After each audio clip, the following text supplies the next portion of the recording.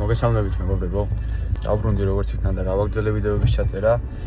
დღევანდელი ვიდეო არ იქნება დიდად არც დიდი ინფორმაციის მომცემი სპორტული კუთხით, არც რაღაც განსაკუთრებულად სახალისო ან თუნდაც საინტერესო სანახავი შეიძლება. თუმცა დღევანდელი ვიდეო იქნება უშუალოდ კულტურელი საუბარი იმ პრობლემებზე, თუ რა პრობლემები მათ გამოიწვია ჩემი ვიდეოების არ ჩაწერა, ასე რომ თუ გაინტერესებთ, დარჩით და უყურეთ ვიდეოს ბოლომდე. მოგესალმებით მეგობრებო. არც თუ ისე დიდხნიანი პაუზის შემდეგ დავბრუნდი. სამწუხაროდ არ ვჩანდი ამ დროის განმავლობაში YouTube-ზე, რატომღაც ვიდეოებიც ვერ გადავიღე და ეხლა როგორც იქნა მოვავითავი, როგორც იქნა ვიპოვე რაღაც мотивация რომ გამეგრძელებინა და რავი, ვიმედოვნებ რომ აწი აღარ მექნება მსგავსი ჩავარდნები და ყველაფერს ისევ ისეთი ტემპით მივყვები, როგორცაც აქამდე ვაკეთებდი, მაგალითად ავსტრიაში ყოფნის დროს. ნუ ეხლა რა ხდება, დილის 10 საათია საშუალოდ, შაბათი დღეა, დღეს კროსის დღე მაქვს და ამოსული ვარ ტბაზე. კლდანში ცოტას ვირბენ და მე გავაკეთებ სწრაფგარბენებს, ამ ყველაფერს გაჩვენებ, თუმცა დღევანდელი ვიდეო არ ეძღვნება მხოლოდ ვარჯიშს, მხოლოდ რაღაც ერთ კონკრეტულ კუთხეს. დღევანდელ ვიდეოში მინდა რომ სხვა რაღაც თემებზეც ვისაუბრო, ასე რომ დარჩით ვიდეოს ბოლომდე. ეხლა ცოტას გავხურდები და დავიწყებ სირბილს და ყველაფერს ეტაპობრივად გაჩვენებთ.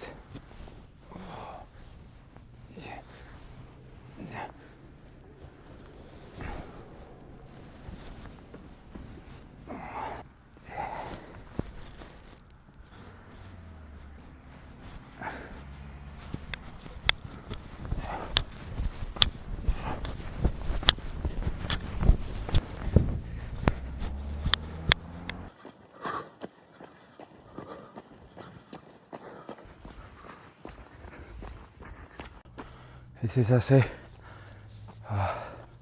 კროსის სირბილს და გახურებას მორჩი და ეხლა აჩქარებს გავაკეთებ სწრაფამრობენებს და შევეცდები რომ ესეც გაჩვენოთ რა შეძლებს დაგვარად. კარგი, დავიწყოთ ეხლა. დავიწყებ ეხლა მოკლე მანძილით, საშუალოდ 50 მეტრი დაახლოებით და უკვე ორ მისვლაზე მოვუმატებ. დავიწყოთ.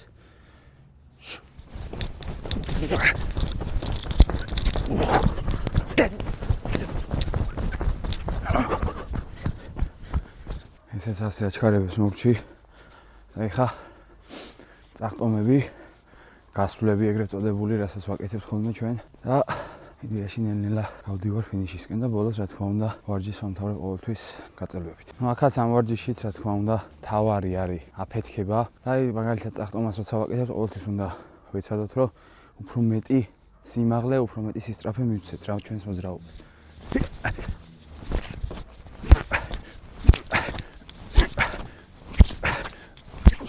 ანალოგიურია გასვლის დროსაც და ნუ ეს ყველაფერი თითოეული ჩვენი გაკეთებული ვარჯიში არის იმიტაცია, ჩათვალე იმ ილეთის, რომელსაც უშუალოდ ჭიდაობის დროს ვაკეთებთ რა. აქედან გამომდინარე ყველა ვარჯიში მიმსგავსებულია უშუალოდ ჭიდაობას. აი თუნდაც გასვლის ვარჯიშები, ეს ყველაფერი ან აქაჩვაში დაგეხმარება, ან როდესაც წელში შეხვალ უფრო მეტი ამოწმის საშუალებას მოგცემს და ამიტომ არის აუცილებელი რომ გავაკეთოთ ხოლმე. და ბოლოს ჩემთვის ერთ-ერთი ყველაზე საყვარელი მოძრაობა, რაც უშუალოდ ფეხების დატვირთვაა, ვაკეთებ კლასიკურად ნელ ტემპში გადაჯდომებს. უმჯობესია რა თქმა უნდა წონით რომ ვაკეთებდეთ, თუმცა ეხლა არ არის შესაძლებლობა.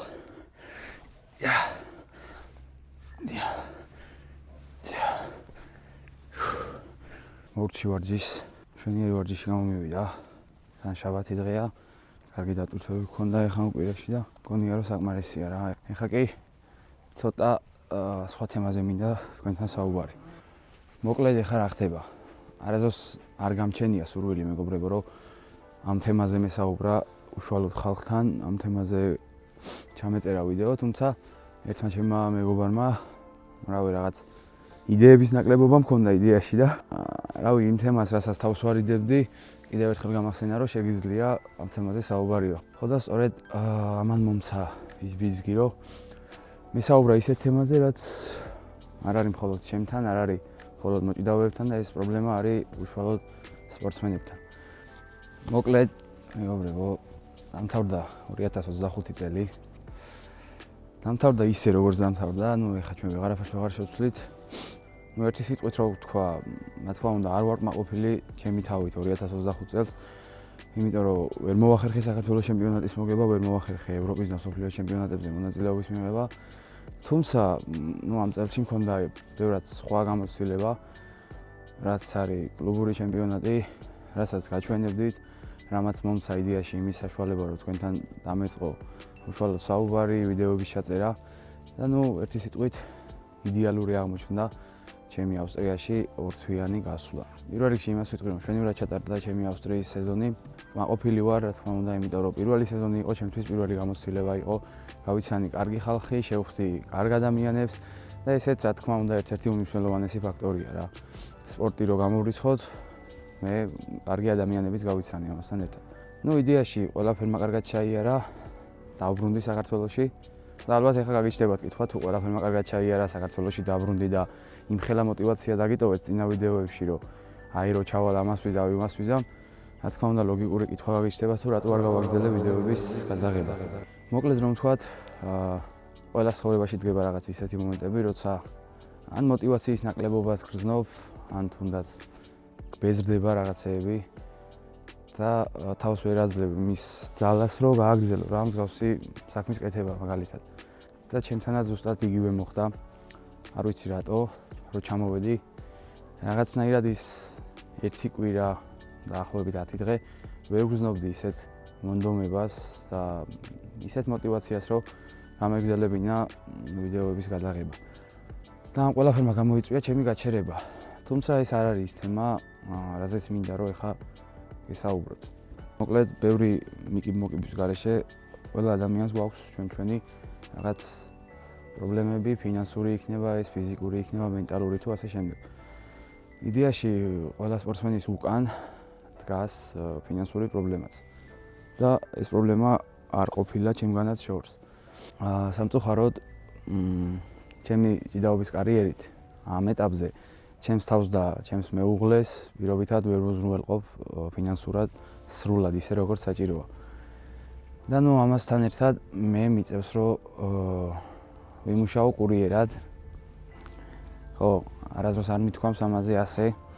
რა თქმა უნდა, ჩემმა ახლობლებმა, ჩემმა მეგობრებმა და ჩემმა ძალიან ახლო წრემ ეს იცის, თუმცა არ ვიცი რატო, არასდროს არ გამჩენია სურვილი რომ ამ თემაზე მესაუბრა. მიწევს კურიერად რომ ვიმუშაო, იმისთვის რომ მქონდეს რაღაც შემოსავალი, მქონდეს არ გულისხმობ რაღაც ძალიან მაღალი დონის შემოსავალს, მე გულისხმობ ელემენტარულს, რაც ყველა ადამიანს ჭირდება ყოველი დღისთვის. და ხო, რთულია, როცა ვარჯიშიდან დაღლილი მოხვალ სახლში და როცა იცი რომ უნდა გახვიდე და უნდა იმუშაო. კი, მართალია, თავისუფალი გრაფიკია ამ ეგრეთ წოდებულ სამსახურში, თუმცა შენ თუ ამ თავისუფალ გრაფიკს აყევი, მაშინ იდეაში შემოსავალიც არ გექნება, ასე რომ მიწევს ერთი სიტყვით რომ სპორტთან ერთად სხვა საქმეს ვაკეთო, რაც დამღლელია. და ვიცი რომ არ ვარ მხოლოდ მე ამ სიტუაციაში და ასე არის ძალიან ბევრი სპორტსმენი. და რაც დასაფასებელია და სამწუხაროდ ამაზე არავინ არ საუბრობს ესე ღიად. და ჩემი აზრით ცოტა მეტი ყურადღება რომ მიექცეს მსგავს თემას, როცა ძალიან ბევრი პერსპექტიული სპორტსმენი, რომელიც პირობითად შეიძლება წელს ვერ გახდეს ევროპის და მსოფლიოს ჩემპიონი, თუმცა იცი რომ მომავალთაც ძალიან დიდი პოტენციალი აქვს. ასეთ ადამიანებს არ უნდა უწევდეთ რა სპორტის გარეთ სხვა თემებზე ფიქრი. კი ბატონო, ბევრი სხვა კუთხითაც შეხედავს ამას და შეიძლება ჩათვალოს, რომ თუ ესეთი მაგარი ხარ და თუ ესეთი მაგარი სპორტსმენი ხარ, მაშინ რატო არ გაქვს იმხელა შემოსავალი, რომ აღარ დაგჭირდეს პირობითად სხვა სამსახური ან სხვა რაღაც შემოსავალი, ხო? მართალი ხართ, თუმცა ხდება ხან ისე, რომ რჩები რაღაცების გარეშე პირობითად სპორტიდან და სწორედ ეს არის ყველაზე რთული მომენტი რა ჩვენთვის, სპორტსმენებისთვის, ჭიდაობებისთვის, როცა ერთი წლის განმავლობაში იმ ერთ შანსს თუ დაკარგავ, მე გულისხმობ უშუალოდ დიდების საქართველოს ჩემპიონატს, შემდეგ მთელი წლის განმავლობაში შენ გიწევს რომ რაღაც სხვა მოიძიო, სხვა შემოსავალი გქონდეს.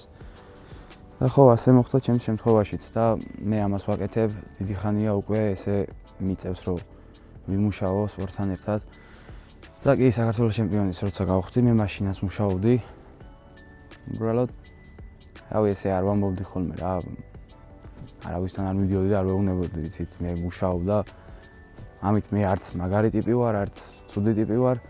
ეს არის ჩვეულებრივი რეალობა, რაზეც მინდოდა თქვენთან მესაუბრა და იდეაში ჩემი ამის თქმის მიზანი ეხა არ არის არც რაიმე მატერიალური გზით ვიღაცისგან მივიღო სიტყვაზე დახმარება, არც არაფერს ველი, რა თქმა უნდა. თუმცა ამით მინდა რომ პატარა მაგალითი მივცე იმ ადამიანებს და რავი, ჩემი პატარა ქმედებებით, ჩემი პატარა წინსვლებით მინდა რომ დავანახო ხალხს, რომ შრომით, პატიოსანი შრომით, რა თქმა უნდა და საკუთარი თავის რწმენით გამოვა ყველაფერი რა. და ამის დიდი შანსი არსებობს, რა თქმა უნდა. თუ ვიბრძოლებთ, ისევ იმ ჟინით მივდივართ, თუ ისევ იმ ჟინით წავალთ ჩვენს საქმესთან, თუ ისევ იმ ჟინით გავაკეთებთ ჩვენს საქმეს, რაც ძალიან გვიყვარს. ხო და ერთ-ერთი ყველაზე დიდი მიზეზი, რაც არ მაძლევს გაჩერების საშუალებას და რაღაც უკან დახევის უფლებას, ეს არის ის, რომ ვიცი ყველა დიდი სპორტსმენი თუ როგორ დიდ გზას გადიოდა იმ დიდებამდე მისასვლელად. და არ მჭირდება ჩვენ ამისთვის სხვა მაგალითები და სხვა ქვეყნის სპორტსმენები, როცა პირობითად ყველაზე ნათელი მაგალითი მირაბ დვალიშვილი მყავს, რომელმაც ვიცით რამხელა შრომა ჩადო იმ საქმეში, რომ დღეს აი აქ ყოფილიყო, სადაც ახლა არის. თუნდაც ავიღოთ სხვა სპორტსმენები, მაგალითად ილია თოფურია, მის ინტერვიუებიდანაც შევიტყვეთ, რომ საკმაოდ რთული რაღაცა ეტაპი გაიარა. აი ეს ეტაპია რა, აი პატარა ეტაპია და შეიძლება ამ პატარა ეტაპმა იმ ხელა გავლენა მოახდინოს ადამიანზე, რომ რავი, მთელი ცხოვრება უკეთესობისკენ შეცვალოს. ასე რომ მეგობრებო, მადლობა ყველას, ვინც გულშემატკივრობთ, ვინც ჩემს გვერდით ხართ. და ხო, მე გავაგზელებ წინსვლას, გავაგზელებ მზადებას, შევეცდები მაქსიმალურად და ღვთისწყალობით, რომ ამ საქართველოს ჩემპიონატზე დავამტკიცო, რომ შემიძლია და ამას მეგრძნობ. ასევე მინდა რომ პატარა მაგალითიც ვიყო იმ ადამიანებისთვის, ვისაც ერთხელ მაინც ჩემსავით მეც ხშირად მიფიქრე ამ თემაზე, მეტა ხო არ გავჩერდე ან გაჩერების დრო ხომ არ არის, თუმცა აი მინდა რომ მოგცეთ რამენაირად პატარა მაგალითი მაინც იმის, რომ პატიოსანი შრომით და ჩვენი თავის რწმენით და ჩვენი თავის დაჯერებით შევძლებთ იქ მივიდეთ, სადაც რეალურად გვინდა რომ ვიყოთ და სადაც ჩვენი შრომა მიგვიყვანს რა. წინასწარ გილოცავთ მეგობრებო დამდეგშობა ახალ წელს, გისურვებთ საუკეთესო წელს, საუკეთესო სურვილებს თქვენს ოჯახებთან, თქვენ საყვარელ მეგობრებთან და ადამიანებთან ერთად. მე წავედი, ეს იყო რისი თქმაც მინდოდა, ასე რომ მადლობა ყველას გვერდში დგომისთვის. ნახვამდის. და ხო, არხის გამოწერა არ დაგავიწყეთ.